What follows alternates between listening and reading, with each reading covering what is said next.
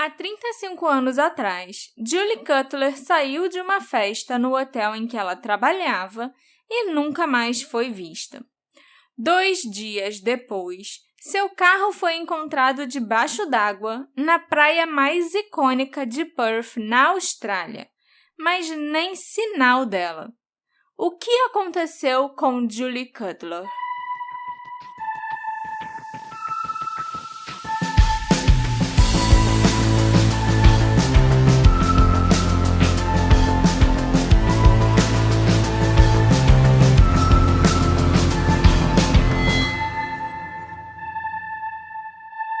Olá, pessoinhas! Sejam bem-vindos a mais um episódio do Detetive do Sofá.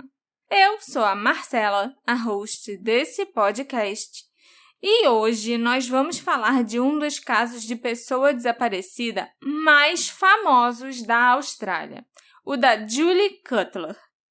Eu já tinha até começado a escrever sobre esse caso lá em 2021, aí até quando eu fui salvar o arquivo na pastinha de roteiros do Detetive do Sofá, aí deu erro lá, falou tipo, ué, já tem um arquivo com esse nome.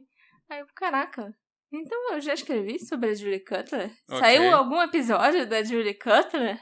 Aí eu fui ver, não, eu tinha começado a escrever e nunca terminei e ficou lá. No limbo. E eu esqueci que eu já tinha começado, né? E eu acho até que na época eu parei de escrever, eu deixei de lado, porque pra mim tudo estava apontando para um acidente, sabe? Que tinha acontecido um acidente enquanto a Julie estava dirigindo. Então não ia ter graça, não ia ter lá tantas teorias, tantas coisas pra gente discutir. Aí o caso ficou lá, quietinho. Mas aconteceu um novo inquérito do desaparecimento da Julie agora no final de 2022. E com isso, muitas informações novas vieram à tona e agora vale muito a pena entrar de cabeça nessa toca de coelho da Alice. Entendi, Marcela, mas antes, aqui é o Alexandre, e tô aqui para lembrar para vocês, como sempre, que esse podcast não é nada sem nossos queridos apoiadores, que costumam escutar nossos episódios uma semana mais cedo, se tudo der certo, e quem tá no nosso grupo de apoiadores costuma escutar até assim que eu acabo de editar. Eu tô mandando no grupo até antes de mandar pra Marcela. Então, é verdade. Então tem gente acabando de escutar antes da Marcela. Então, se você quiser fazer parte desse lindo, maravilhoso e cheiroso grupo de apoiadores, entra lá no site ou no aplicativo da Aurelo, procura o Detetive do Sofá e faça seu apoiozinho. E quem escuta a gente pelo Spotify, a grande maioria, dá 5 estrelinhas pra gente, isso deve ser importante. Segue a gente no Spotify, isso também é importante. E 3, considere ouvir a gente pelo Aurelo, porque aí a gente ganha um trocadinho pra cada reprodução que você dá, coisa que não acontece no Spotify. Então, é isso aí, Marcela. Me conta a história da Julie Cutler. A Julie era uma mulher forte, extrovertida, confiante e eloquente, segundo os seus amigos e familiares. Ela nasceu em 27 de julho de 65, em Perth, na Austrália. A irmã mais nova dela, Nicole, nasceu cerca de 1 ano depois. As meninas perderam a mãe, que se chamava Robin, e só tinha 29 anos, em 1976, para um tipo de câncer bem raro chamado linfoma de Hodgkin. O tio Leonardo, né, meu tio, recentemente morreu desse mesmo tipo de câncer. É bem complicado mesmo. A Julie era apenas uma garotinha quando ela perdeu a mãe. Enquanto a Robin estava doente, a Julie e a Nicole passavam muito tempo com a avó, a tia e os primos, que tentavam distrair as duas e brincar bastante com elas. Mas é claro que a perda da mãe teve um forte efeito sobre a Julie, mesmo na idade adulta. A Nicole, a irmã dela, né, mais nova, inclusive afirmou recentemente que a morte da mãe foi um choque para elas duas, porque elas não estavam preparadas para isso. E tanto ela quanto a Julie ficaram bastante traumatizadas. Segundo todos os relatos, a Julie e a Nicole eram muito próximas e muito amiguinhas quando elas estavam crescendo. Principalmente porque o pai delas, o Roger, era um tanto ausente. 2 anos depois que a esposa dele, a Robin, morreu, o Roger se casou novamente. O segundo casamento dele deu 4 meio-irmãos para Julie e para Nicole. E embora elas amassem os irmãozinhos e amassem brincar e cuidar deles, elas não gostavam muito da madrasta, não. O Roger viajava muito a trabalho e passava bastante tempo fora. E a madrasta não se preocupou muito em desenvolver uma relação próxima e boa com a Julie e a Nicole. As meninas, inclusive, achavam que elas tinham uma madrasta malvada igual dos desenhos da Disney, sabe? E a madrasta também não parecia fazer lá tanta questão de mudar essa imagem ou de conquistar as enteadas. A família morava nos subúrbios de Floreat, na pequena cidade de Wembley, na Austrália. Julie e Nicole começaram a frequentar um colégio interno chamado Iona Presentation College, onde a Julie permaneceu até a sua formatura do ensino médio em 82. Ela era uma boa aluna, muito querida pelos professores e pelos colegas. A Julie também era uma leitora voraz, era muito criativa e adorava escrever. Depois de terminar a escola, a Julie frequentou o Instituto de Tecnologia da Austrália Ocidental, hoje em dia chamado de Curtin University, em Bentley. Ela se formou em literatura inglesa e também estudou artes cênicas e escrita criativa, com especialização em psicologia. Em algum momento durante seus estudos universitários, a Julie se mudou da casa do pai e da madrasta, em Dalkeith, para uma casa em Victoria Park, que pertencia à família da falecida mãe dela, da Robin. A Julie era completamente independente do pai em termos financeiros, sabe? Ela trabalhava como garçonete e como vendedora de uma loja de roupas no Fremantle Market, enquanto ela ainda estava na faculdade. A Julie também recebeu uma bolsa de estudos e uma pequena herança deixada pela mãe quando ela fez 18 anos. A Julie era muito próxima da irmã Nicole enquanto as duas estavam crescendo, e ela também gostava muito de uma das meia-irmãs, chamada Rachel, e ela falava sobre a Rachel frequentemente. Mas ela não costumava frequentar ou visitar a casa da família do pai, não. A melhor amiga da Julie se chamava Jennifer Marr. As duas se conheceram aos 14 anos numa oficina de teatro, mas se aproximaram de verdade quando estudaram juntas na faculdade. A Julie também se tornou muito próxima da família da Jennifer como resultado dessa amizade e se sentia parte da família Marr. A Julie e a Jennifer estudaram juntas, trabalharam juntas em produções teatrais e cinematográficas e também saíam e iam para festa e para balada juntas. Segundo a Jennifer, a Julie fumava ocasionalmente e gostava muito de beber vinho e champanhe, mas ela ficava bêbada com muita facilidade e geralmente ficava feliz e extrovertida quando bebia. Mas, ocasionalmente, também acontecia dela experimentar umas crises depressivas ao beber. A Julie geralmente era uma pessoa, pra cima e feliz, mas ela também era conhecida por momentos de drama. E diziam que ela podia levar as coisas sempre para um lado muito pessoal, ela ficava magoada com facilidade e acabava explodindo e tirando as coisas de proporção. Como boas amigas, a Jennifer e a Julie costumavam confiar bastante uma na outra. E a Jennifer sabia que a Julie tinha sido profundamente afetada pela perda da mãe. A Julie terminou os estudos e se formou como bacharel em artes em fevereiro de 86. Ela economizou dinheiro enquanto estudava e foi viajar para a Europa.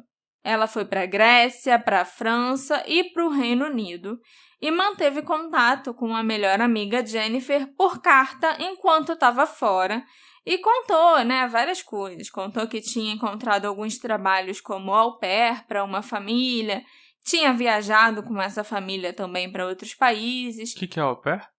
É o serviço de babá. Ah, tá. Sabe? Ok. E ela também teve um namorado na Inglaterra chamado John Gilbert. Era um australiano, igual a ela, com quem a Julie até morou por alguns meses. Quando a Julie voltou para casa no final de 87, ela morou por um curto período de tempo na casa em Victoria Park novamente. A irmã dela, a Nicole, também estava morando lá naquela época. Por volta de janeiro de 88, a Julie se mudou e foi morar com a irmã mais velha da melhor amiga, a irmã mais velha da Jennifer, que se chamava Fiona Marr, no bairro de Fremantle. A Julie também comprou um carro logo que ela retornou para Perth. Era um Fiat dos anos 60, sedã e bicolor. E o carro era o bebê da Julie. Ela amava aquele carro e cuidava muito bem dele. O carro só tinha um problema. A porta do motorista não abria, então a Julie tinha que entrar e sair do carro pelo lado do passageiro. Era um grande problema. Com certeza, mas para ela isso era só detalhe, entendeu? Logo que a Julie voltou da sua viagem, ela conseguiu um emprego no Parmelia Hilton, em Perth. Naquela época, esse era um dos 2 únicos hotéis 5 estrelas da cidade. E lá, a Julie limpava os quartos. E ela também ficava atendendo os pedidos do serviço de quarto. Quando a pessoa ligava lá para baixo para a recepção para fazer um pedido de alguma coisa, era a Julie quem atendia, anotava o pedido e às vezes até ela própria ia entregar. Vendo que a Julie e a Nicole tinham se tornado mulheres independentes, o pai delas, Roger, decidiu se mudar com o resto da família para Kalgoorlie, uma pequena cidade a 595 quilômetros de Perth. Ele levou a família toda para jantar junta num restaurante italiano antes deles partirem, e essa foi a última vez em que ele viu a filha. Já a melhor amiga da Julie, a Jennifer, viajou para o Japão em março de 88, mas as duas continuaram se falando através de cartas e cartões postais. A última vez em que a Jennifer e a Julie conversaram foi por telefone, em 13 de junho de 88, quando a Jennifer ligou de Tóquio porque era aniversário da Fiona, a irmã dela e colega de apartamento da Julie. A conversa por telefone entre as três foi bastante divertida e animada. A Julie também fazia muito sucesso com os rapazes. Ela era uma garota atraente e pequena, com cabelos escuros e olhos verde-azulados. Ela era uma pessoa tão querida que, quando ela desapareceu, até o ex-namorado John Gilbert, aquele com quem ela morou na Inglaterra, ficou tão arrasado que ele deixou Melbourne, onde ele morava, e viajou para Perth de trem para tentar ajudar nas investigações. E era uma viagem de mais ou menos 3.400 quilômetros. Nossa. Parece que eu estava falando muita coisa inútil, sobre a vida dela, os amigos dela e tal, mas na segunda parte isso vai ser bem importante. Ok.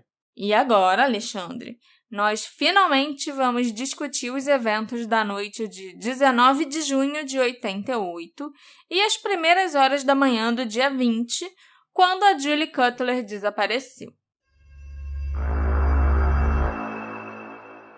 A tia da Julie, a senhora Marwick, falou com ela no domingo, um pouco antes da hora do almoço. A Julie estava limpando os armários e mencionou que ia trabalhar mais tarde e que haveria uma festa e uma premiação para a equipe do Parmelia naquela noite. Mas ela não tinha certeza se iria porque ela não ia receber nenhum prêmio e ela nem estava trabalhando lá no hotel há tanto tempo assim, então ela não conhecia muita gente lá. Mas a tia encorajou a Julie a ir na festa e a conhecer novas pessoas. E elas também falaram sobre as opções de roupa que a Julie tinha para usar na festa. No final da ligação, elas combinaram de conversar de novo em alguns dias. Mais tarde, um amigo ligou para Julie para saber se ela queria vê-lo antes do trabalho. Mas ela recusou, dizendo a ele que ia assistir um filme em casa. A gente sabe que a Julie provavelmente queria era economizar energia, já que ela tinha decidido ir para a festa. Ela trabalhou das 18 às 22 horas, antes dela e de uma colega de trabalho, chamada Connie Harper, se trocarem e irem para a festa da equipe juntas. A festa aconteceu na boate Juliana's, que ficava no andar térreo do complexo hoteleiro. Aquela boate não costumava abrir nas noites de domingo, para os hóspedes e para pessoas de fora. Por isso, a festa da equipe pôde ser realizada lá. A Connie se lembra que a Julie trocou seu uniforme por um vestido preto de gola alta e manga longa, com um botão dourado no ombro direito. A Julie também estava usando meias pretas e sapatos pretos e segurando uma pequena clutch. Depois de se arrumar, a Julie colocou seu uniforme numa sacola plástica e deixou lá no vestiário. Eram cerca de 10 horas da noite quando elas se trocaram e foram para a festa juntas. Havia aproximadamente 180 convidados naquela festa. A maioria eram os funcionários do hotel ou amigos, namorados, familiares e tal. A festa teve início às 7 da noite e os prêmios já tinham sido entregues quando a Julie e a Connie chegaram. Alimentos e bebidas não alcoólicas podiam ser consumidos à vontade e havia um DJ lá tocando, animando a pista de dança. Mas quem quisesse consumir álcool ou tomar um drinkzinho tinha que comprar no bar da festa, que eu achei o maior absurdo de todos. Porra, a festa já era na própria boate do hotel, então eles não precisaram arrumar um lugar. O buffet também era da própria cozinha do hotel. E aí eles ainda têm a coragem de cobrar os funcionários pelas bebidas, cara. Pelo amor de Deus, eu achei um abuso. Eu ia sair dali rapidinho, depois de me empanturrar de comida. Então, ao entrar na boate Juliana's, a Julie comprou um champanhe para ela e outro para Connie. Depois de entregar a bebida para Connie, ela começou a conversar com outras pessoas e socializar. Enquanto a Connie tomava a taça dela, devagarinho para economizar, já que ela ia ter que pagar pelo próprio drink, ela notou que a Julie pediu mais 3 taças de champanhe e virou as 3, uma atrás da outra. No decorrer da festa, a Julie dançou com 2 rapazes que eram imigrantes poloneses, chamados Tadeusz Maciejewski e Gregory Swiatek, ambos colegas de trabalho do hotel que ela conheceu ali na festa mesmo. Pouco depois da meia-noite de domingo, 20 de junho de 88, Connie foi procurar a Julie. Ela encontrou a Julie conversando com os 2 poloneses na pista de dança. A Julie apresentou a Connie para eles e os 2 homens as convidaram a irem para o apartamento deles beber champanhe e assistir um filme. Netflix and chill. De antigamente. A Connie recusou e disse que queria ir para casa e aconselhou a Julie a não ir sozinha com eles. A Julie insistia que queria ir e continuou tentando convencer a Connie, que disse que já estava indo embora. As duas, então, andaram juntas até o vestiário feminino e a Julie perguntou se deveria ir com os 2 poloneses ou não. A Connie respondeu que a decisão era dela, Mas ela achava que seria melhor a Julie ir para a própria casa porque ela já estava bêbada e ela mal conhecia aqueles homens. A Julie, então, concordou e as duas pegaram suas coisas no vestiário feminino e deixaram a boate juntas. A Connie, mais tarde, lembrou que a Julie estava usando uma grande bolsa de ombro de couro, que era da cor bege clara, e que ela estava carregando seu uniforme de trabalho num saco plástico.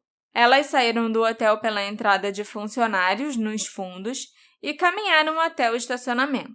A Connie afirmou que a Julie ainda parecia bêbada naquela hora. Vários outros convidados da festa também estavam saindo e falaram com a Julie e a Connie no estacionamento. Antes de chegar no carro, a Julie disse para Connie que ela ia ver um amigo em algum lugar naquela noite, mas ela não disse quem ela ia ver.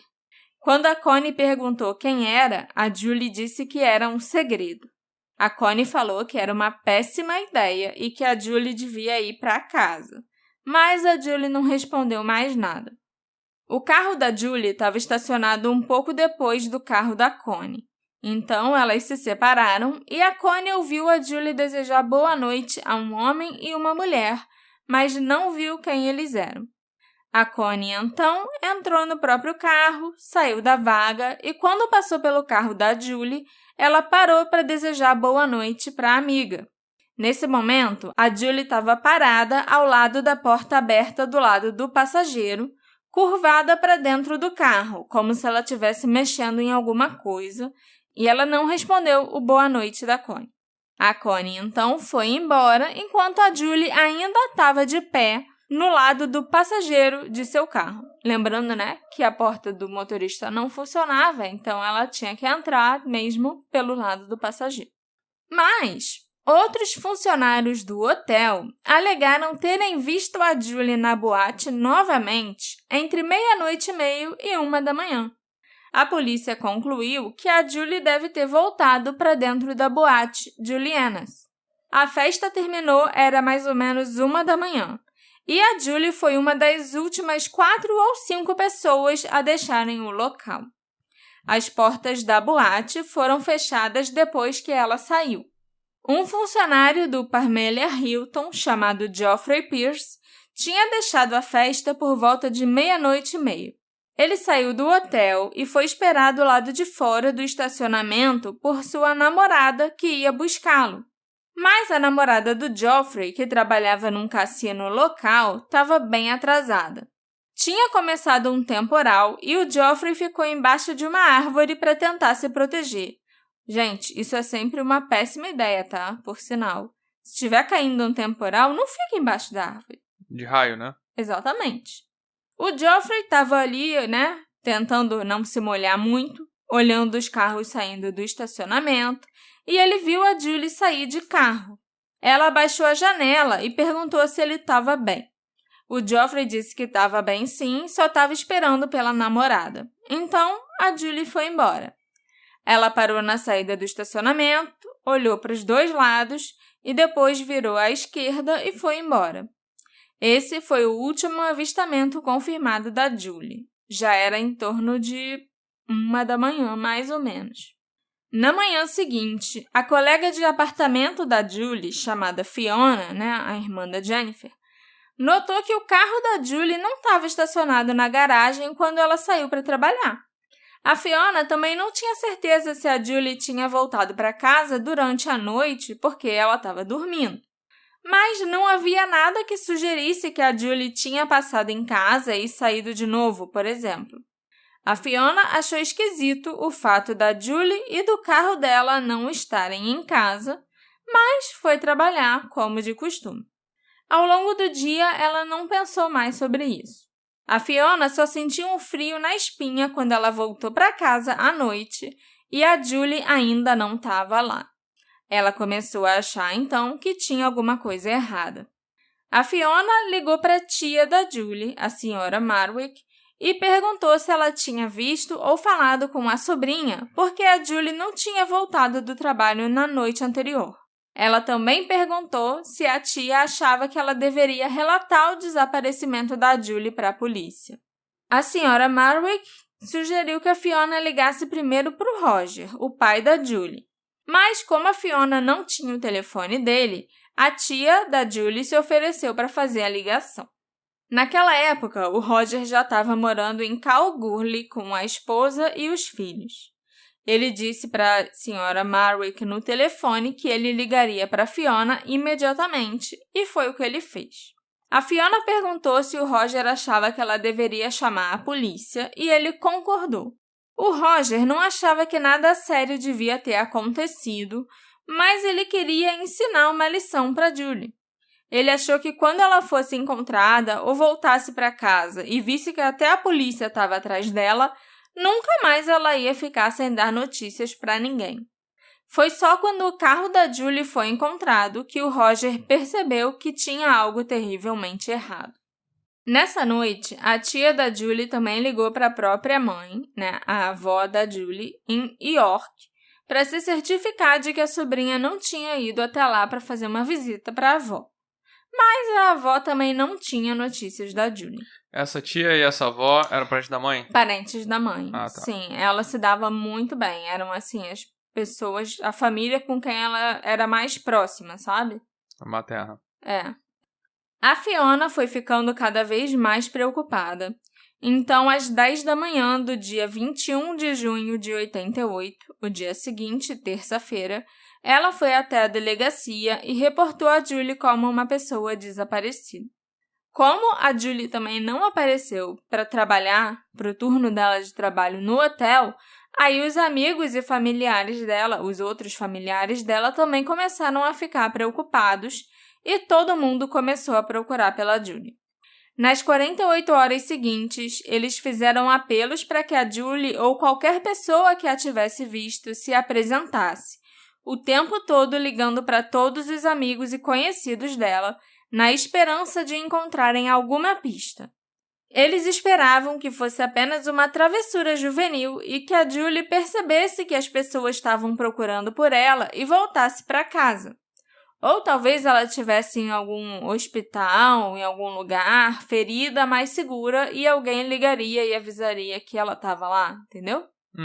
Mas essas esperanças foram frustradas 2 dias depois que ela desapareceu, quando um nadador na praia de Cottesloe, a mais popular de Perth, chutou algo de metal sob as ondas.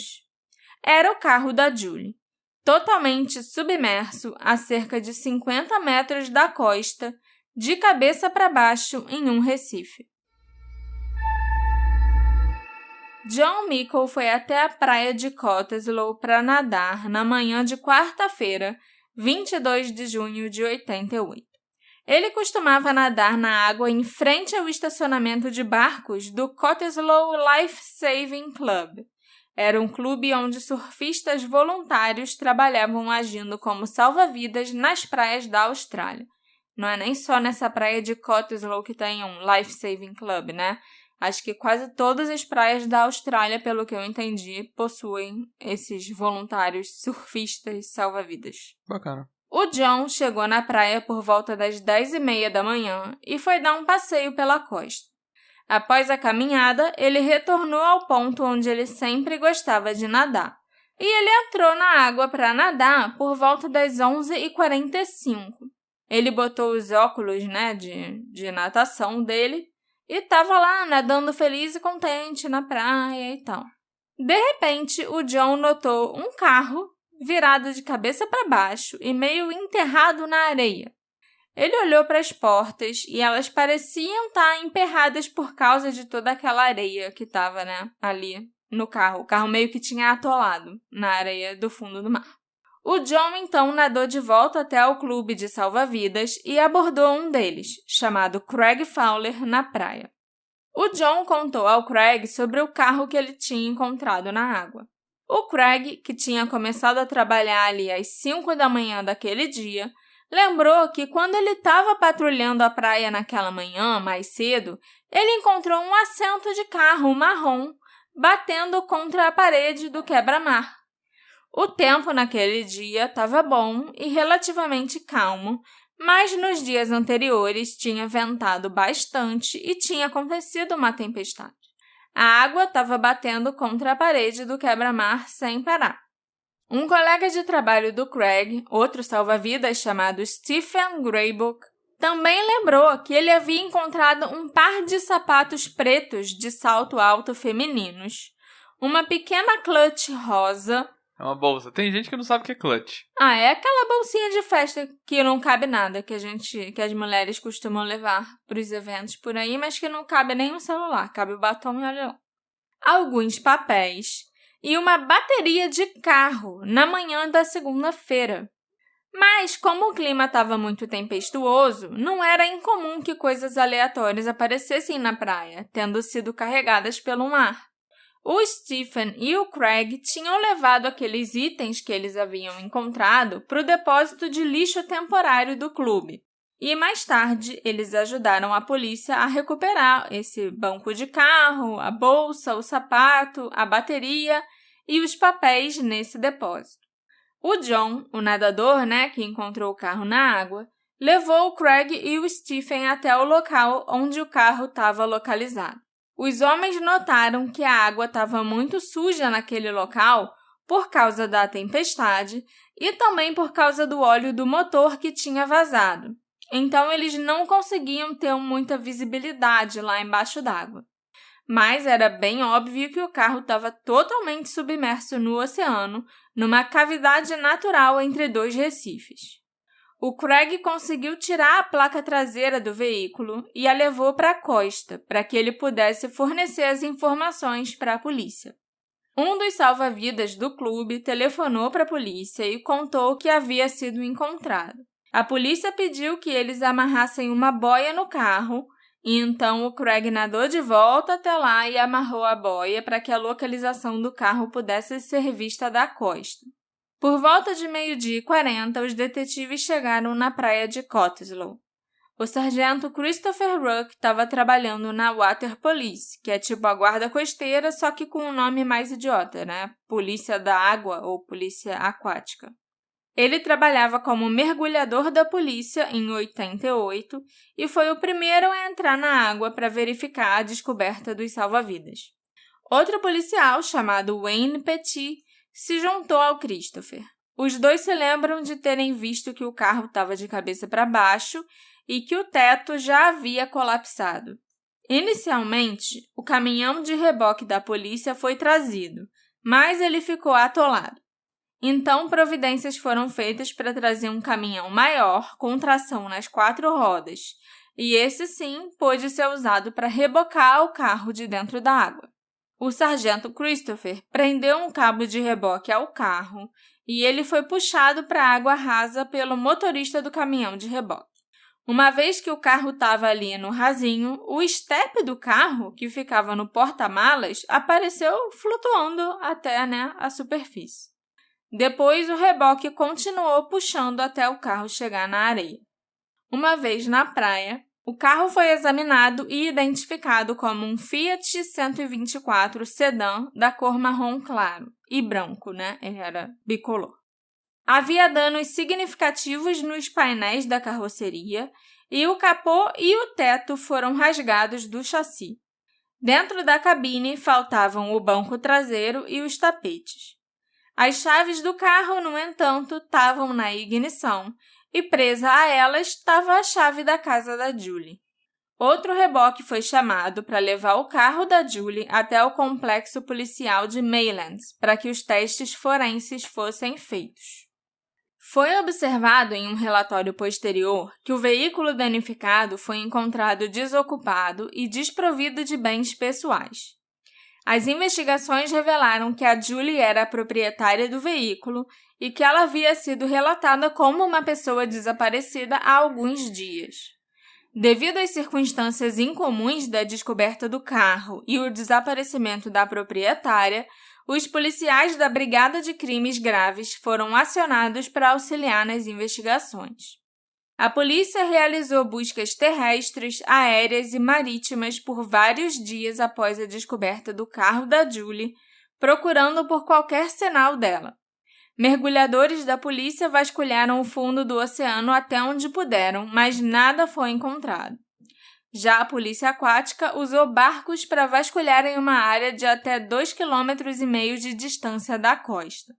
A polícia montada patrulhou algumas outras praias na região. Guardas florestais do Conselho de Cottesloe em veículos 4x4 e policiais e voluntários a pé vasculharam a costa de Scarborough a Fremantle. Alguns itens aleatórios foram encontrados, mas quando eles foram mostrados à família e os amigos da Julie, nenhum deles foi identificado como pertencente a ela. Apesar desses esforços de busca intensivos, nenhum sinal da Julie foi encontrado. O pai dela, Roger, foi para Perth e ficou na casa da filha Nicole, em Victoria Park. Eles estavam esperando que a Julie voltasse para casa ou que ela fosse encontrada, mas isso nunca aconteceu. O pai e a irmã da Julie mais tarde forneceram amostras de DNA à polícia para ajudar na comparação de qualquer resto mortal não identificado que fosse encontrado posteriormente, mas até hoje não teve nenhuma correspondência. Como resultado dos testes forenses realizados no carro da Julie, foi determinado que o carro estava ligado quando ele foi parar no mar, que os faróis e lanternas estavam acesos, o carro estava em ponto morto, As 2 portas traseiras estavam trancadas e as 2 portas dianteiras pareciam estar destrancadas. O vidro da porta do motorista estava abaixado. Todas as outras janelas estavam fechadas e a porta do motorista estava entreaberta. O que é estranho, porque a gente sabe que a Julie não conseguia abrir essa porta e sempre entrava no carro pelo lado do passageiro. Mas talvez o impacto ou a força da água tenha feito a porta abrir. Sei lá, isso sou eu especulando. E o carro tinha perdido o teto também, né? Então... Sim, Localizado no porta-luvas do carro estavam os papéis de licença do veículo com algo escrito no verso, na caligrafia da Julie. Mike, Rua Walpole 114, subindo a rodovia Albany. Esse era o endereço de onde 2 amigos da Julie viviam, mas, curiosamente, nenhum deles 2 se chamava Mike. O detetive Ron Carey, que foi quem cuidou do caso da Julie, afirmou que esse endereço escrito por ela provavelmente não tinha nenhuma relação com o desaparecimento. Um relatório mais detalhado da perícia do carro indicou que a carroceria estava num estado extremamente desgastado.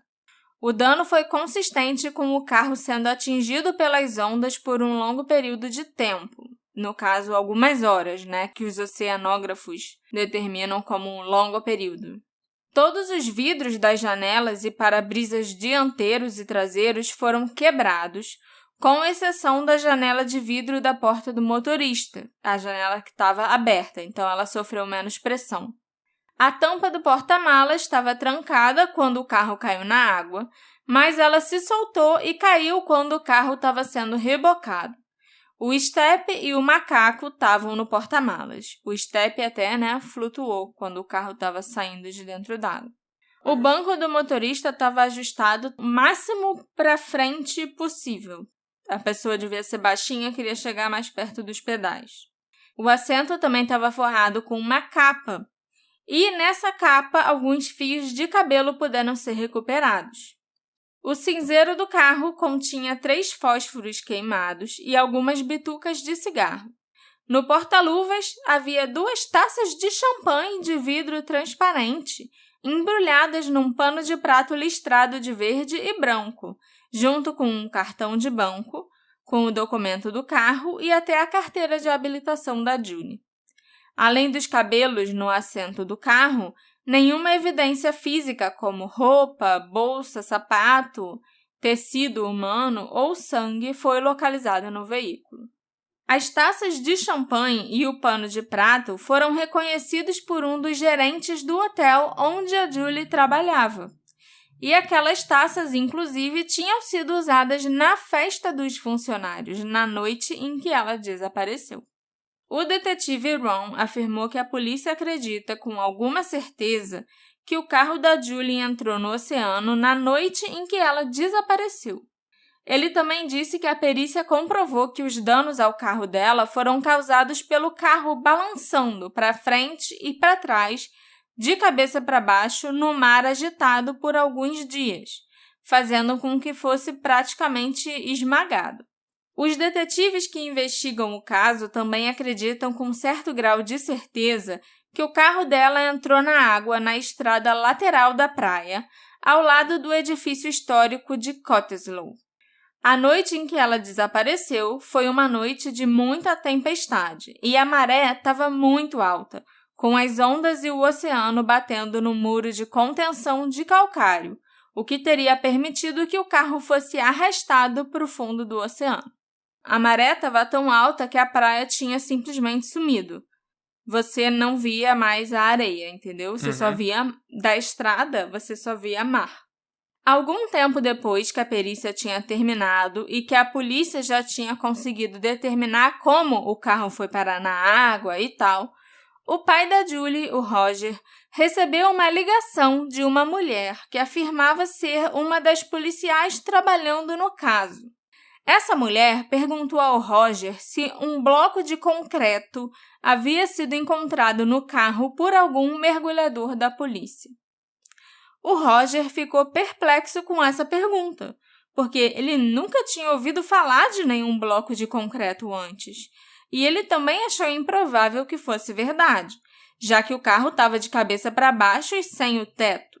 Depois de ter falado com a mulher, o Roger ligou para o detetive Ron Carey e contou o que tinha acontecido.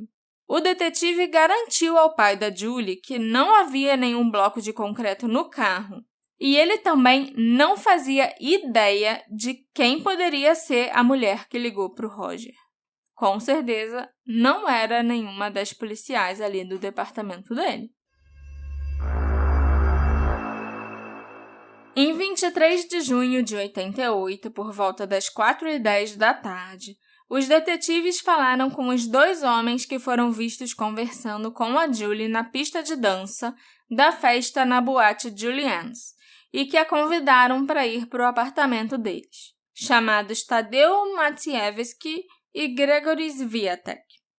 Nesse dia, os detetives também revistaram minuciosamente o apartamento e o carro que os 2 dividiam, mas nada foi encontrado.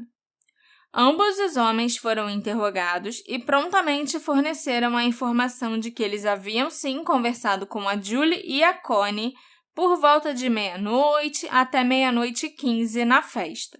Mas nenhum dos 2 tinha nenhuma informação que pudesse ser útil, porque depois de ter falado com eles, a Connie e a Julie foram pro vestiário e a Connie foi embora e a gente não sabe mais o que a Julie fez. Os policiais também interrogaram vários outros membros da equipe do Hotel Parmelia Hilton, que se apresentaram para fornecer todas as informações possíveis, mas nada de valor foi obtido. Um homem chamado Mokhtar Kir trabalhava como gerente geral do Hotel Merlin, e as investigações policiais sugeriram que a Julie possivelmente estava num relacionamento com ele na época em que desapareceu.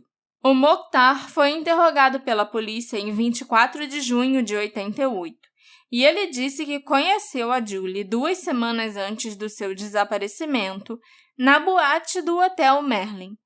Nessa noite, os 2 saíram da boate e foram até um cassino, onde ficaram juntos até cerca de 4 da manhã. Eles fizeram planos de se encontrarem novamente alguns dias depois, mas a Julie não teria comparecido ao encontro. O Mokhtar disse à polícia que ele falou com a Julie pela última vez em 16 de junho de 88, quando ligou para ela no hotel em que ela trabalhava. Ele a convidou para jantar, mas ela recusou. O Mokhtar era casado na época e ele negou ter tido qualquer envolvimento sexual com a Julie. O detetive Ron Carey foi quem conduziu esse interrogatório com o Mokhtar e ele acreditou que o homem realmente tinha se envolvido com a Julie, mas não havia nenhuma evidência que sugerisse que ele tivesse qualquer conexão com o desaparecimento dela. Os policiais também falaram com Leona Rich, uma amiga da Julie que morava em Victoria Park na época do desaparecimento e que mantinha comunicação frequente com a Julie. A Leona informou à polícia que havia falado com a Julie por telefone na quarta-feira, 4 dias antes dela desaparecer. Na ligação, a Julie comentou que estava muito chateada com a sua vida amorosa e falou de um homem asiático com quem ela estava trabalhando. Outro amigo da Julie, que também morava em Victoria Park, foi interrogado e disse para a polícia que ele tinha falado com ela algumas semanas antes do desaparecimento e que ela parecia bem na época. Na conclusão da investigação policial inicial do desaparecimento da Julie Cutler, em dezembro de 88, o Ron Carey observou que o corpo da Julie não havia sido encontrado, apesar de terem feito buscas terrestre, aérea e marítima na praia de Cottesloe. O desaparecimento dela permaneceu sem solução. Depois da polícia interrogar várias pessoas de interesse, a investigação de 88 não identificou nenhum suspeito formal em relação ao desaparecimento da Julie. O arquivo permaneceu aberto, aguardando que novas informações chegassem para que surgissem assim outras linhas de investigação. O detetive Ron Carey, que conduziu a investigação por algum tempo, deixou a unidade de crimes graves em 93 e a investigação passou para outros detetives daquela época. Tanto ele quanto os outros policiais que conduziram essa primeira investigação ficaram muito desapontados por não terem conseguido resolver o caso e descobrir o motivo do desaparecimento da Julie. Ele esteve envolvido em aproximadamente 20 investigações relacionadas a mortes enquanto ele trabalhava na Brigada de Crimes Graves. E o caso da Julie foi um dos 2 únicos casos que permaneceram sem solução, apesar de ter sido minuciosamente investigado. O detetive Carey se encontrou com o Roger Cutler várias vezes e ele acha muito angustiante que ele não possa oferecer ao Roger e ao resto da família da Julie nenhuma resposta. Esse caso é muito incomum e ele ainda vive na esperança de que um dia alguém se apresente e forneça as informações importantes que ajudarão a resolver o caso. Embora o Ron Carey não tenha mais envolvimento pessoal na investigação desde 93, ele teve muitos anos para pensar em todos os detalhes desse caso, e ele também foi informado de muitos dos desenvolvimentos mais recentes. Ele acredita que o carro da Julie deve ter entrado na água antes do nascer do sol, na manhã de segunda-feira, porque sempre havia um salva-vidas na praia a partir das 5 da manhã. E ninguém viu o carro entrar na água. E de domingo para segunda foi a única noite em que a água subiu tanto, chegando até a parede do quebra-mar. Além disso, o banco de trás do carro da Julie e a bateria do carro dela foram encontrados na segunda-feira por um dos salva-vidas da praia de Cottesloe. O Ron Carey também notou que o assento do carro e a bateria chegaram até a praia. Mas o corpo da Julie, a bolsa dela e a sacola plástica que continha o seu uniforme de trabalho, não. É claro que é possível que alguns itens cheguem na costa durante uma tempestade e outros não, outros até talvez se afastem mais da costa, sei lá. Eu não sei como o mar agitado se comporta ou se existe até um padrão para esse tipo de coisa. Mas a outra alternativa que resta é que a Julie poderia não estar dentro do carro quando ele caiu no oceano. Os testes da época sugeriram que o carro poderia ter entrado na água enquanto ele estava sendo dirigido por alguém ou enquanto ele estava desocupado, já que ele poderia simplesmente ser colocado em ponto morto e empurrado ladeira abaixo e ganhar velocidade suficiente para cair na água. Se a Julie não tivesse no carro quando ele entrou no oceano, isso apoiaria a teoria de que outra pessoa estava envolvida no seu desaparecimento. Mas também é importante que vocês saibam que aquela praia específica, a praia de Cottesloe, era a praia favorita da Julie. Então, o local específico levanta algumas outras questões e suspeitas. Na semana que vem, eu vou contar para vocês quais foram as descobertas feitas depois dessa investigação inicial de 88, e tem algumas coisas bem importantes e bem surpreendentes, e nós também vamos falar sobre as teorias do que pode ter acontecido com a Julie. E são bem mais teorias do que eu imaginava antes do inquérito acontecer. É, porque com você certeza. começou o texto falando que inicialmente achava que era um acidente, então eu fiquei... Não sei porque no meu consciente, enquanto você contava as coisas, eu tava com um acidente na cabeça. Uhum. Entendeu? Então eu tô curioso Porque... pra saber o que mais pode ter sido. Porque essas aqui, isso tudo que eu contei nesse primeiro episódio, nessa primeira parte, são as informações que a gente já tinha antes do inquérito. Ah. Então, realmente, tudo, pra mim, levava a crer que foi um acidente, sabe? Tudo isso foi descoberto durante as primeiras investigações e sempre batiam na tecla da falta de evidências, da falta de informações e tudo isso. Mas o inquérito que aconteceu em novembro do ano passado revelou muita coisa, talvez até muita coisa que a polícia já soubesse, mas que o público, que os jornalistas, que nem a família dela soubessem desde aquela época. Entendi.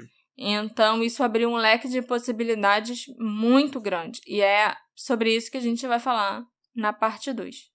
Assim que eu terminar o roteiro, a gente terminar de gravar também, né? A parte 2, ela já vai ficar disponível no Orelo. Então, acho que é menos de uma semana. Tomara. Os apoiadores vão estar com a parte 1 e a parte 2 já disponíveis no Orelo. Eu vou tentar terminar o caso da Julie o mais rápido possível. E assim vocês não vão precisar ficar tão curiosos.